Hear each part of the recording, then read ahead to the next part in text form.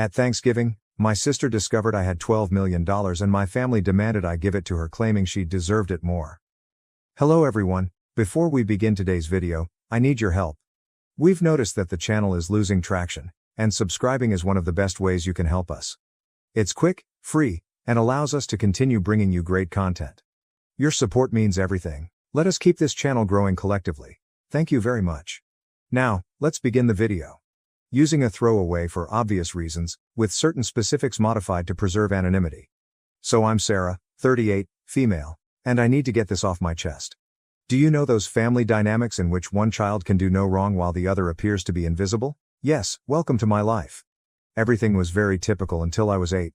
I was an only kid, and while my parents were not particularly warm and fuzzy, they were present, I suppose.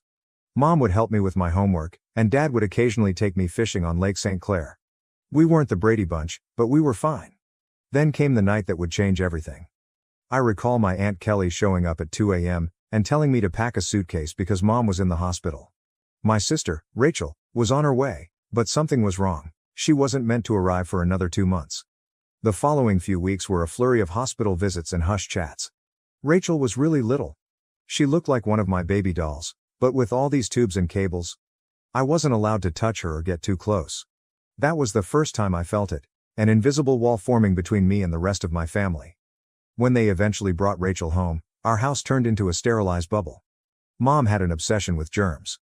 I'm talking industrial strength disinfection throughout, hand sanitizer stations in each room, and constant cleaning. The harsh odor of bleach still causes me distress to this day. But here's the bit that really messed me up. Whenever I showed the slightest symptom of illness, I was whisked off to either Grandma Marie's or Aunt Kelly's house. I mean every time. Sneeze once, pack your bags. A mild cough, you're off to see Grandma. At first, I thought it was enjoyable. Grandma Marie would make cookies, and Aunt Kelly had a fantastic collection of Nancy Drew books that I was working my way through. But children are not stupid. After a while, you begin to understand what is actually going on. You are not being sent away on adventures. You are being handled as a threat. As if your entire existence could damage your beloved sister. I tried everything to gain their attention in a healthier manner. Honestly, everything? Got all A's? Mom would scarcely look up from Rachel's most recent doctor's appointment calendar. Won first prize in the scientific fair with a project about renewable energy. Dad just asked if I could store the display board in the garage since Rachel is allergic to cardboard dust. Is this even a thing? The real kicker came when I was 12. For months, I'd been practicing for the school talent show, teaching myself to perform Bridge Over Troubled Water on the piano. I know it's a little too obvious. Rachel had a 99.1 degree Fahrenheit fever on the night of the show. Guess who did not have anyone in the audience? Meanwhile, 2 weeks later, the entire family, including both sets of grandparents, attended Rachel's 15-minute flute recital, during which she essentially killed hot cross buns.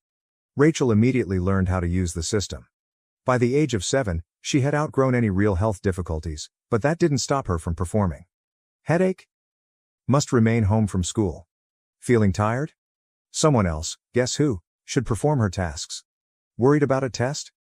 Mom would literally call the school to have the deadline extended. I began spending more and more time in my room, immersed in books about art history and antiques. It's funny how life works out sometimes. My room became my sanctuary, mostly because Rachel claimed she was allergic to my lavender air freshener, so it was the only place she wouldn't go. Do you know what is actually wrong? When she pretended to be sick, a part of me felt grateful. At the very least, I'd be taken to Grandma Marie's, where someone would ask about my day or be interested in what I was about. Grandma was the one who sparked my interest in vintage jewelry. She had an incredible collection of costume pieces that she let me organize and catalog. I suppose I should have regarded it as prophetic. The worst thing wasn't even the clear favoritism. It was how they rewrote history to excuse their actions. Rachel just needs more attention because she had such a rough start. Sarah's always been so independent. Sarah understands that her sister has special needs. Number I did not comprehend. I was a child who didn't understand why having a good immune system made me less deserving of love. Looking back, I can see how these years shaped me. The persistent message that I was somehow unsafe or inconvenient to be around doesn't just go away. But hey, at least it taught me to be self-sufficient. When no one checks your homework or cares about your triumphs, you quickly learn to be your own cheerleader. High school, the majority of people either loved or loathed it. Me, I regarded it as a ticket out. While Rachel was establishing her drama empire in middle school, I was laying the groundwork for my own escape. And let me tell you, nothing inspires you to accomplish more than knowing that no one will do it for you. Remember how I said I spent hours sorting Grandma Marie's jewelry collection? That taught me a valuable lesson: the need for systematic organization and attention to detail. In high school, I approached everything with the same perspective. My desk at home resembled something out of an organization magazine: color-coded notes, meticulously organized study plans, and everything had its place. Rachel teased me about it, calling me Rain Man. Very great, sis. But here's the thing about being invisible: no one is monitoring your failures or successes. So do whatever the heck you want. I joined every club that would not interfere with my part-time employment at Carson's Diner. Thank you to Carol, the owner, for remembering my birthday when my own parents had forgotten. Debate team? Check. Who is the National Honor Society president? Check. Who is the editor-in-chief of the school newspaper? Check. The debate team was when I truly found my voice. There's something quite rewarding about shattering someone's argument while maintaining complete composure. It also taught me how to negotiate, which I didn't realize at the time but would be useful later. I've won states twice. Rachel had major soccer games, therefore my parents were unable to attend both competitions. She was on the C team, did not even play. The game changer the junior year was when things truly became interesting. I took the SAT and received a flawless score. Not like, oh, pretty good, perfect. I mean, perfect. 1600. You know how many people receive that? Less than 1%. I remember staring at the results screen for almost 20 minutes, convinced it was an error. I rushed home to tell my parents. I realized this is stupid. Mom was in the kitchen assisting Rachel with her English homework. The conversation went something like this. My reaction: Mom. Look, I got a perfect SAT score. Mama. That's nice, honey, but can you keep it down? Rachel's trying to concentrate. She has a big test tomorrow. Rachel, you're correct. Yeah, some of us actually have to study, Miss Perfect. She said. Rachel, sweetie, don't stress. You're just a different kind of learner. I still have the hard copy of those SAT results someplace. Never got pinned on the fridge. But Rachel's C+ in English? That infant received primo refrigerator real estate, complete with a "we're so proud of you" magnet. College applications. The college application procedure was interesting. I applied to 15 schools without informing anyone. I wrote all of my own essays, gathered my own recommendations, and handled all of the financial assistance paperwork myself. My guidance advisor, Mr. Chen, was the true MVP. My parents were too busy to help me with the FAFSA, so I stayed late after school. Then acceptances began to arrive. Harvard, Yale, Princeton, Michigan, and each one comes with a scholarship offer.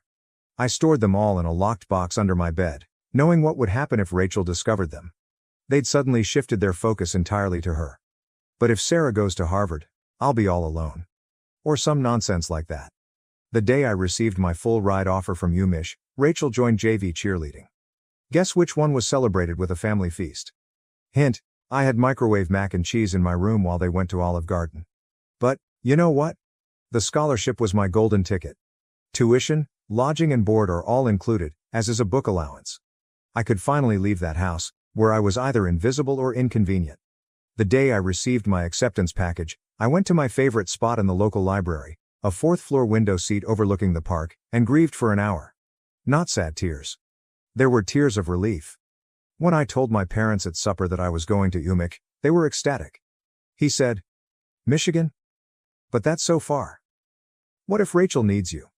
She replied, I hope you're not expecting us to help with expenses. Rachel's cheerleading competitions are very costly. Rachel is crying. Oh my God, finally. Can I have your room? I need space for my TikTok videos. The summer before college I worked double shifts at Carson's Diner to save money. Carol, bless her heart, always gave me additional tips and made sure I got to take home leftover pie at the conclusion of my shifts. She also taught me a vital skill: how to recognize genuine people in a society full of fakes. Baby, she'd tell me, in diners and in life, the ones making the most noise usually have the least to say. Move-in day at Michigan? My folks couldn't attend because, surprise, Rachel had a cheerleading competition. Aunt Kelly drove me instead, helped me set up my dorm room, and gave me a $500 envelope. Your Grandma Marie wanted you to have this, she told me. She's so proud of you. Later, I learned that Grandma had been saving that money from her Social Security checks for months. That first night in my dorm room, I promised myself, I was going to create such a wonderful life that being overlooked would be inconceivable. Not for vengeance. Nothing to prove to my family. But what about the 8-year-old girl who used to get sent to Grandma's house for sneezing?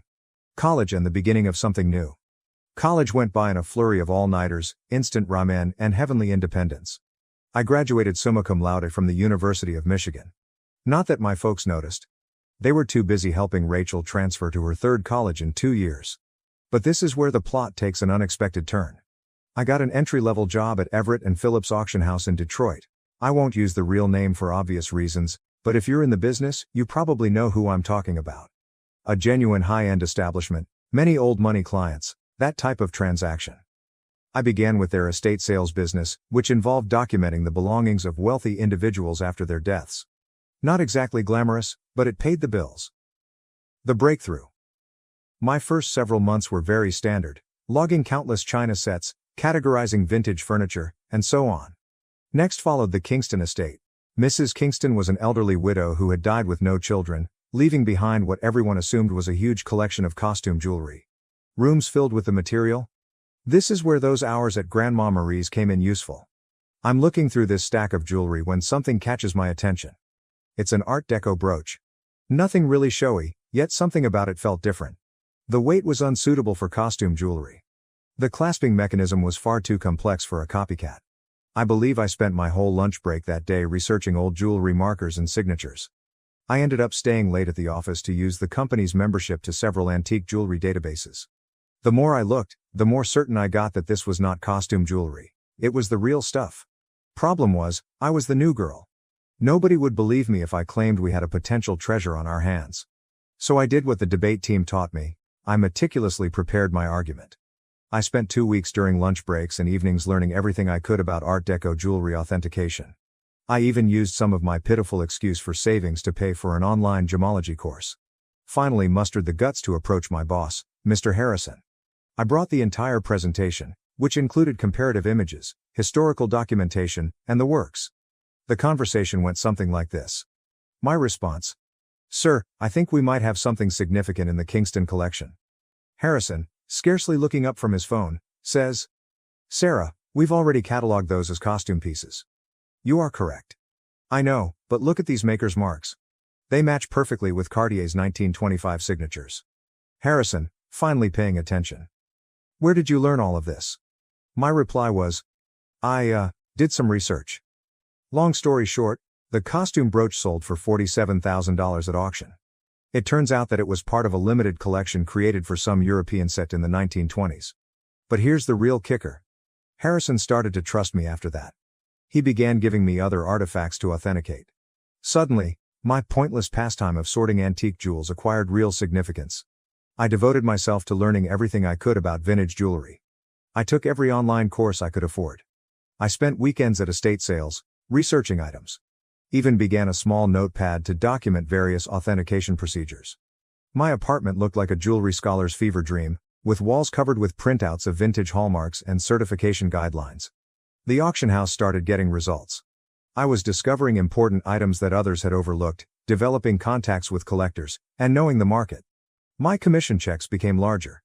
For the first time in my life, I was not simply surviving, I was also saving money. Family? Still remarkably uninterested. At Sunday dinners, which I still went to like a fool, the discourse went like this. "Mom, Sarah's still at that antique shop, right? This is me.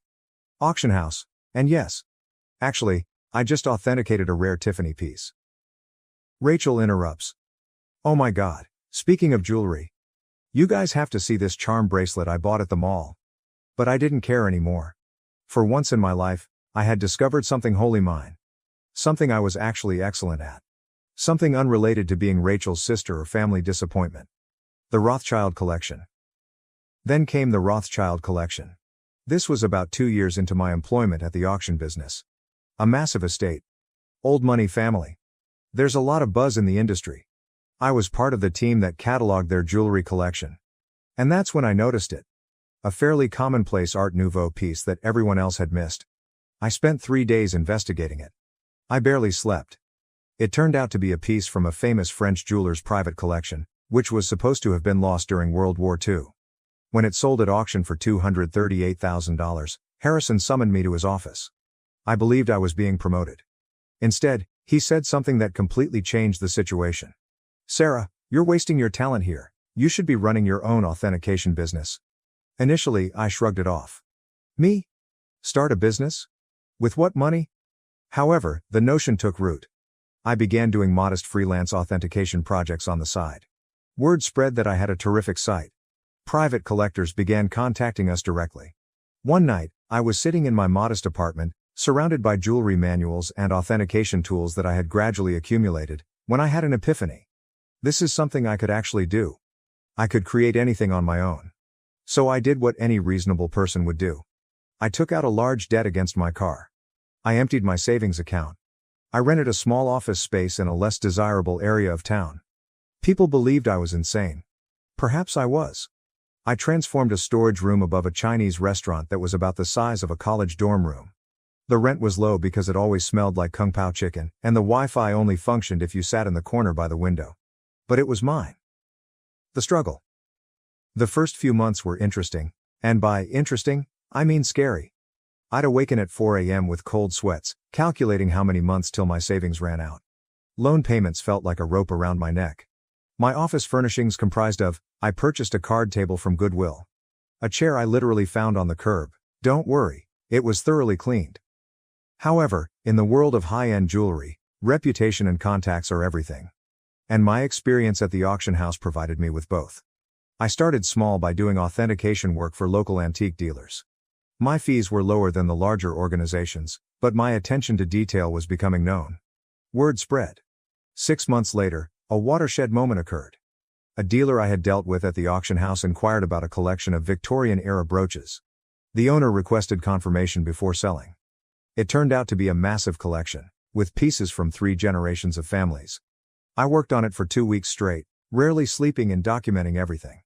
I discovered 2 extremely rare pieces that had been misinterpreted as later replicas. The owner was so delighted with my detailed analysis that she not only paid my fee, but also offered me a 10% commission when the piece sold. Was that a commission? $86,000. More money than I had earned in the preceding 2 years combined. Suddenly, my phone rang. A lot.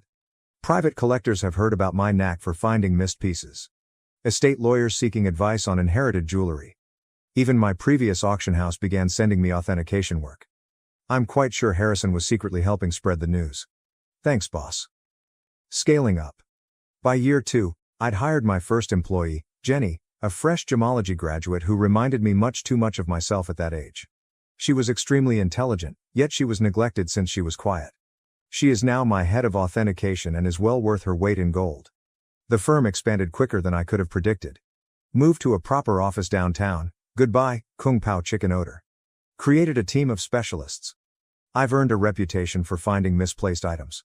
You wouldn't believe how many important historical jewelry items get misinterpreted as costume jewelry in people's attics. Keeping it secret from my family. However, success came with its own set of obstacles. The bigger we became, the harder it became to keep it a secret from my family. They still thought I worked in an antique shop. Rachel would make these sarcastic remarks during family dinners. Rachel asks, "Sarah, I have some old jewelry I was going to donate to Goodwill. Maybe your little shop would want it?"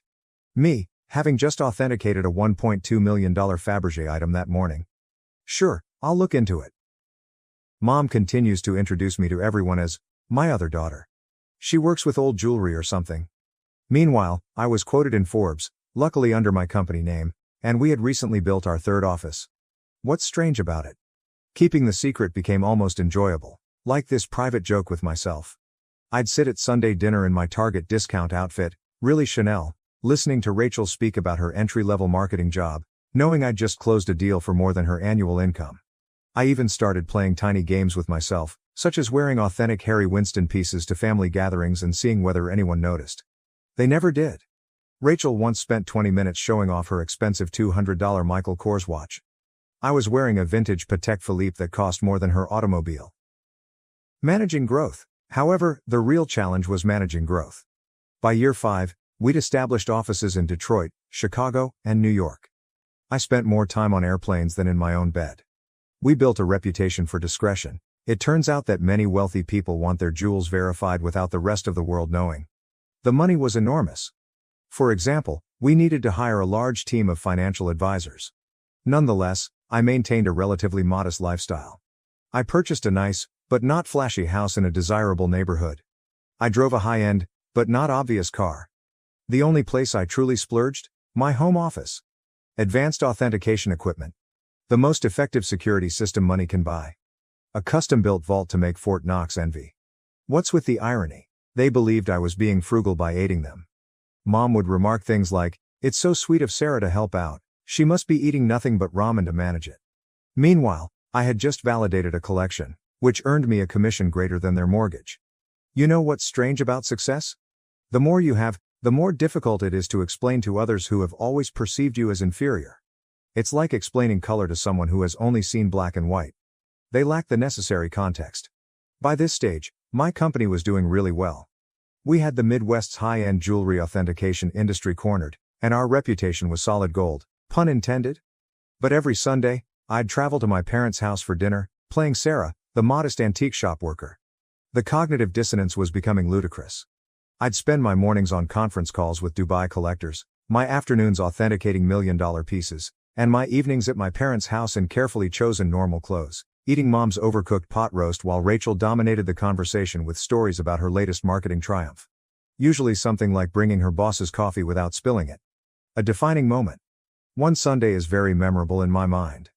I had just completed a huge transaction, authenticating a missing Cartier piece that had been resting in someone's safe deposit box for 40 years. Was it just the commission? 7 figures. I drove directly from the meeting to my parents' place, still euphoric from the successful authentication. She said, "Sarah, honey, is everything okay? Your clothes are looking a bit worn." "Oh, trying to save money," I said, wearing a $3,000 cashmere sweater that I had purposefully chosen for its subtle appearance. Rachel responded, "Well, if you'd gotten a real job instead of playing with old jewelry." Your dad. Rachel, be nice, not everyone can be as successful as you. I almost choked on my pot roast, trying not to laugh. The anonymous transfers monthly payments to my parents began about this time. Aunt Kelly informed me that they were struggling to pay Rachel's educational loans and medical bills. Mom casually stated that they might have to sell the house. I couldn't let that happen. Despite everything, it was still the home I grew up in. So I initiated an anonymous monthly transfer of $5,000 to their account. When asked, I said I was giving $1,000 by living on rice and beans. They imagined the rest came from Aunt Kelly or another family. Rachel, of course, claimed responsibility for inspiring family members to help. Watching Rachel spend my money. The money was helpful, but it also had unexpected consequences. My parents began treating me with a strange combination of sorrow and patronizing pride. As if I were some kind of noble poverty case, sacrificing everything to support the family. Meanwhile, Rachel's spending became more extravagant. She'd arrive for dinner with new expensive bags, claiming they were outlet finds. They weren't. I can recognize a genuine Gucci at 20 paces. She began taking extravagant vacations and bragging on Instagram about her fortunate life. I'm very convinced she used my support money for shopping sprees. However, I remained silent. The irony was simply wonderful. The MBA drama. Then came the college fund drama. Rachel revealed that she wants to return to school for her MBA.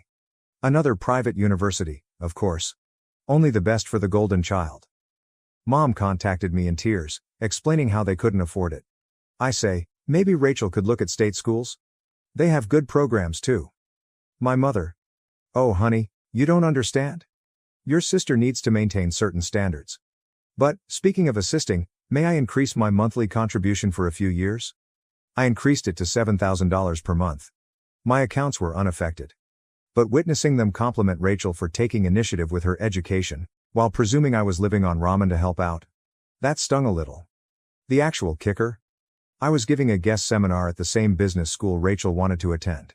My family didn't know that. The dean personally invited me to give a lecture on luxury goods authenticity and business growth. I had to come up with an excuse as to why I couldn't attend Sunday dinner that week. My own achievement started to feel like a distinct life. As if I were some kind of corporate superhero with a hidden identity. By day, I was running a multi-million-dollar authentication business. By night, well, on Sunday evenings, I was just Sarah, The disappointed daughter who worked at an antique shop. The breaking point, Thanksgiving. The weight of the untruth was becoming heavier. Rachel made rude remarks about my career on multiple occasions. Each time Mom apologized to her friends for my modest lifestyle. Every time Dad suggested I get a real job. I believe I always knew it would end dramatically. I just didn't expect it to implode so spectacularly on Thanksgiving. It began 2 weeks before the holiday. Mom called, weeping about her back discomfort. She had been diagnosed with a herniated disc, and the notion of cooking Thanksgiving dinner for 20 guests overwhelmed her. Now, I'd like to tell you that I offered to help purely out of goodwill. But really? I became tired of pretending her dried turkey was appetizing. My response: why don't I handle the food this year? I can have it catered. She replied, oh honey, we can't afford a caterer. My response: don't worry about the cost. I've been saving up. Mom, concerned. You're not taking out a loan, are you? I coordinated everything with a high-end catering firm that I use for business gatherings. They do incredible work, the kind of food that makes you wonder why you ever bothered to prepare yourself. It cost more than my folks thought I earned in 2 months, but whatever. Thanksgiving morning dawned, and I was feeling quite good. I had my laptop with me because I needed to monitor a major online auction in Hong Kong. This magnificent Art Nouveau necklace was for sale, and I had a customer who was interested in authentication if they won the bid. The lunch arrived on schedule, and everything was properly prepared. Rachel, of course, had to respond. Rachel inquired. Store-bought stuffing? Really, Sarah, Mom's is so much better. This is from the girl who once set off the smoke alarm while making toast. Mom was apologizing to everyone for not cooking herself, but you could tell they were enjoying the meal. Rachel shut up after tasting the maple-glazed Brussels sprouts, which, by the way, cost more per plate than her weekly grocery budget. I stepped away from supper and dessert to check my laptop. The auction was getting intriguing, and I needed to be prepared in case my client won. I set up in my old bedroom, which Mom had kept the same since high school. In the meantime, Rachel's room had undergone 3 renovations. That's when everything went wrong. I had left my authentication program running, with many tabs open that displayed various accounts and current agreements. Rachel came in without knocking, some things never change, to borrow my phone charger. She saw my laptop screen and realized this was her chance to finally expose how pathetic her older sister was. Rachel, smirking. Let's show everyone what Sarah's really been up to. Before I could stop her, she took my laptop and walked into the dining room. The big reveal: picture this. 20 people, including aunts, uncles, cousins, and my parents, filled with gourmet turkey and half drunk on pricey wine, which they mistook for Trader Joe's. Rachel's reaction. Time to see what kind of important work Sarah's doing on Thanksgiving. She flipped the laptop around triumphantly, apparently intending to disgrace me with whatever minor antique transactions she assumed I was working on. The room went completely silent. You could hear the fancy clock I got Mom for Christmas ticking silently. She believed it was a reproduction. My screen displayed, current account balance, $12.4 million, pending authentication contract, $485,000. Recent transaction, $1.2 million, Hong Kong auction, company's quarterly profit report, $4.2 million. Rachel's face shifted through 5 different emotions in 3 seconds. The final one landed somewhere between astonishment and nausea. She actually swayed slightly on her feet. Rachel whispers, "This cannot be right." She said. Rachel, honey, what is it? Rachel, voice cracking. She's rich. Sarah's rich. Chaos ensues. If it was possible, the hush deepened even farther. Then Mom began giggling, really laughing. She said, "Don't be silly. Sarah works at that little antique shop." I rose up carefully, straightening out my basic cashmere sweater, which cost more than their monthly mortgage. Me? Yes. Actually, Mom, I own one of the largest jewelry authentication companies in the country. For years. Those antique shop comments? I authenticate pieces worth millions. That little business you never asked about? It has offices in 3 cities. Dad choked on the liquor. Aunt Kelly dropped her fork. Uncle Mike began coughing terribly. Then Mom's laughing transformed into something else. Her face turned red, then purple. She stood up so quickly that her chair tumbled over. Mom screams, "You have millions, and you let us struggle?" My response. "Struggle? I send you $7,000 every month." She replied. "While sitting on millions? Your sister has student loans." So there it was. Instead, Congratulations. Not. Wow, we're so proud. Just outraged that I hadn't given them more money. Rachel began to cry. Surprising, I know. Sobbing about how she deserved to know, and how I had betrayed the family. Dad joined in. My dad. How could you be so selfish? We're your parents. We raised you. That was when I lost it. Years of being disregarded. Years of dismissal. Years of being considered as a family disappointment. Everything poured forth. My response. Raised me? You shipped me off to grandma's every time I sneezed. You missed every achievement, every award, every milestone, because Rachel might feel left out. You never saved a penny for my college but took out loans for her private school. And now, you're mad that I built something for myself. The following 5 minutes were chaotic. Mom screamed about family obligations. Dad is yelling about ungrateful children. Rachel alternated between sobbing and demanding to know just how much money I had. Meanwhile, the fancy catering team attempted to serve dessert while seeming exceedingly uncomfortable. I grabbed my laptop, took my Hermes bag, which Mom had previously commended as a nice replica, and walked out. Behind me, I could hear Mom discussing how to spend my money, something about Rachel's MBA and a new car. As I went home in my sensible automobile, a limited edition BMW, my phone started filling up with texts. The family group chat burst. Rachel began posting on Facebook about hidden family wealth and selfish siblings. The aftermath. The days after Thanksgiving were like watching a cyclone hit in slow motion. Except that the hurricane represented my family and the debris symbolized my sanity. Let's start with SMS messaging. Within 1 hour of leaving supper, my phone had 47 missed calls. More than 200 messages. Mom followed this intriguing progression. 7:42 p.m. How dare you walk out on family? 8:15 p.m. We need to talk about this like adults. 9:03 p.m. Your sister deserves a share of your success. 10:30 p.m. I've already called a realtor about houses in better neighborhoods. 11:45 p.m. Why aren't you answering? This is your mother. Meanwhile, Rachel had become a full-fledged social media fighter. Rachel, on the other hand, had fully embraced social networking. She wrote an enormous rant on Facebook about how her millionaire sister had been hoarding wealth while watching her beloved family struggle. The comments section was insane. Distant cousins and former high school classmates, whom I hadn't spoken to in years, suddenly formed strong ideas about my moral character. But this is the bit that really grabbed me. Rachel actually posted, all those years of me trying to help Sarah's career, giving her advice about moving up from that little antique shop, and she was secretly wealthy. The betrayal hurt so much I nearly threw my phone across the room. What was the only career advice she ever gave me? I suggest I try selling jewelry on Etsy. If you're unfamiliar with the term, flying monkeys occur when toxic family members send others to guilt trip you.